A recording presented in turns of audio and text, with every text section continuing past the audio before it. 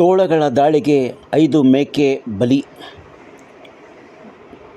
2 ತೋಳಗಳು ನಡೆಸಿರುವ ದಾಳಿಗೆ 2 ಮೇಕೆಗಳು ಬಲಿಯಾಗಿರುವ ಘಟನೆ ತಾಲೂಕಿನ ಮೊಳ್ಕೆರಾದಲ್ಲಿ ಬುಧವಾರ ಸಂಜೆ ಸಂಭವಿಸಿದೆ.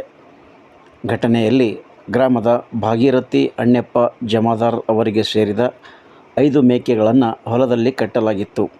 ಆದರೆ ಸಂಜೆ ಏಕಾಏಕಿ ಬಂದ 2 ತೋಳಗಳು 5 ಮೇಕೆಗಳನ್ನು ಹರಿದು ತಿಂದಿರುವುದಾಗಿ ತಿಳಿದುಬಂದಿದೆ. ಘಟನೆಯ ಹಿನ್ನೆಲೆಯಲ್ಲಿ ಸ್ಥಳಕ್ಕೆ ಅರಣ್ಯ ಇಲಾಖೆ ಮತ್ತು ಪಶುವೈದ್ಯಕೀಯ ಇಲಾಖೆ ಅಧಿಕಾರಿ ಹಾಗೂ ಸಿಬ್ಬಂದಿ ಭೇಟಿ ನೀಡಿ ಪರಿಶೀಲಿಸಿದ್ದಾರೆ.